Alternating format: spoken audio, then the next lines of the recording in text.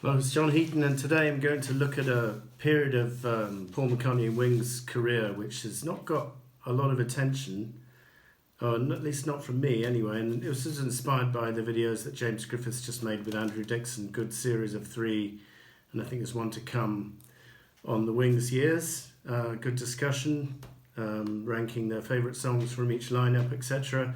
So what we're going to look at today is the film that they made in 1974, One Hand Clapping, and it's from this period, 1974's lineup with Jimmy McCulloch already on board, Jeff Britton on drums, Paul, Linda and Denny.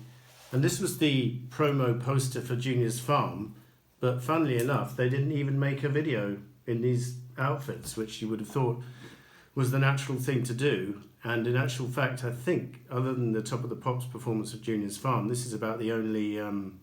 or the video they made, the live one, when they're in a studio in front of an audience. This is the only picture I can think of, publicity or famous publicity photo from this lineup. It's not my favourite lineup, I have to say, off the bat. I think Jeff Britton was a decent drummer, but from all accounts, he didn't really fit in as a personality. I know that he has his fans out there, like you, Adrian Allen, think that the One Hand Clapping is some of the best stuff Wings laid down, and certainly decent. I don't want to detract from it too much. And Jeff Britton's a decent drummer. And by the way, all this talk about Denny Laine hating Jeff Britton, well, I was watching the film the other day, and there's a nice moment where Jeff's on the drums and Denny looks back and smiles at him. So maybe they wound each other up, but I don't think they hated each other 24/7. But anyway, that's off the point. This is my sheet music of Junior's Farm, by the way, which I picked up in off Charing Cross Road in London a few years ago. Nice to have. And anyway, the One Hand Clapping that I'm referring to is available on it's on the normal CD archive edition, and this is the deluxe, which was the first of all the archive editions to come out, and is one of the nicest, not only because it's got great material in it, essays on the songs, pictures from the album cover sessions, etc. But it was reasonably priced. I mean, I think I paid 35 quid for this, something like that, and that seemed to me at the time very good value for money. But anyway, we're going to cover, not only did it have the bonus audio, I think the only thing you get extra in the deluxe edition here is, well, the booklet, which is almost worth the money in itself. Beautiful. And then you get the interview disc which they did with all the people from the cover, which originally came out on the 25th anniversary 1998, which I already had, so didn't really need that. But anyway, nice to have it all in one set. And I'm just going to go to the bit where it tells you the track listing of the discs. So yeah, the film, let me get my notes here, it was copyrighted on I noticed 1975, but I'm pretty sure it was recorded in the back end of 74, allegedly for some rehearsals for an Australian tour, which never quite happened at the time. It did obviously happen later on in 1975, by which time Jeff Britton had been replaced on the drums by Joe English, and maybe for that reason and a couple of other reasons, Paul shelved this project, and it's very rarely been shown. In fact, I can't remember it ever being shown on normal TV. Might have had a bootleg copy of it at one stage, but this is the first official release that we saw, and this was back in 2010. So do the maths, 36 years after it was recorded. So it's basically Paul and the band laying down tracks live, pretty much live, don't see too much overdubbing, and start off with Jet, and they're kind of doing, I think they're kind of subconsciously preparing for a tour, but because a lot of these songs did end up in the set list of the tour, and they follow Jet with Soily, which is, as far as I'm concerned, apart from Wings Over America, the only other version available. And it's only available on the DVD. For some reason, on the audio of this archive edition, they didn't include it, which is quite infuriating, really. Anyway, then they move on to... And Soily is an interesting song. The lyrics quite nonsensical and very difficult to make out. This is my sheet music, Wings Over America, which helpfully has the lyrics. And I don't know if you've managed to work them out, but reader, writer, farmer, priest, breed controller, born deceased, Indian, lawyer, doctor, dog, and a plumber with a fattened hog. Soily, soily, the cat in satin trousers said it's oily. Very funny words, peculiar words. And then to your left and to your right, you've got some pretty soily company. Liar, cheater, jungle chief, saint believer, on relief, action painter, Hitler's son, and a commie with a Tommy gun. Soily, soily, the cat in satin trousers said it's oily.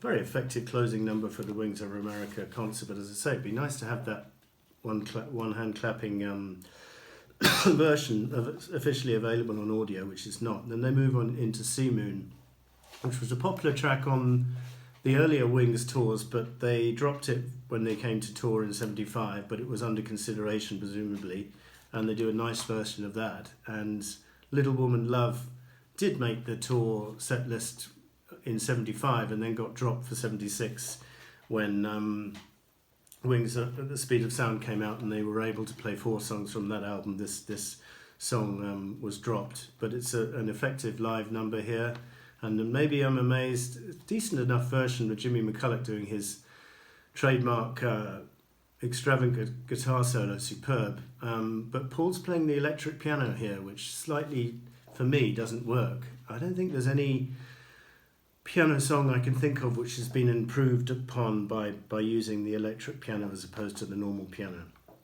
And as other examples of that, I would include when John played Imagine live in '72 in New York on the electric piano. It wasn't nearly as effective. Ditto Instant Karma, ditto Mother.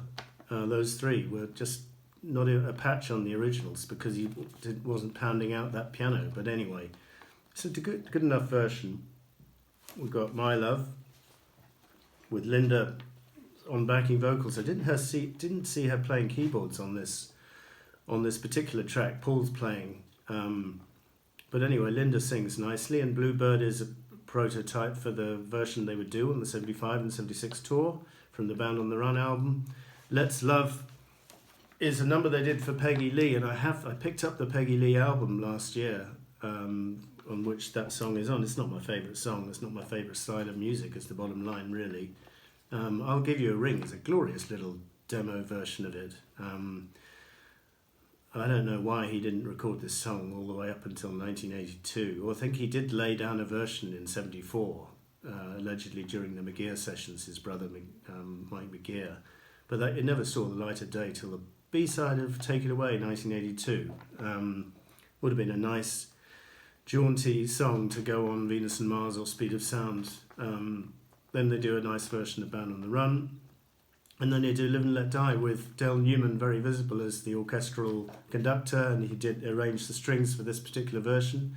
Del Newman, as I've said on previous videos, lucky enough to go to university with him at Exeter, where he was a postgrad, and he tells a story in his book that he eventually fell out with Paul and Linda because he got a call from Paul's office saying Linda would like some piano lessons. And as they were living in London and Del was living an hour and a half away in the countryside, he put them in touch with someone else who could give them piano lessons who was based in London, which is not an abnormal thing to do.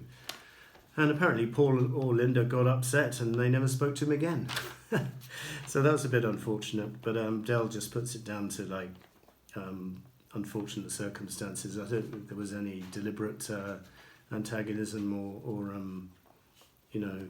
I don't think they slagged each other off. They just drifted apart after that. And then 1985 starts off as a solo version with Paul on the piano, and this is a nice one to play on the piano, by the way, if you've ever tried. And then the band comes in and he does all the vocal bit at the end, and it's great, delightful version of Babyface at the end, which he didn't write. I forget who wrote it.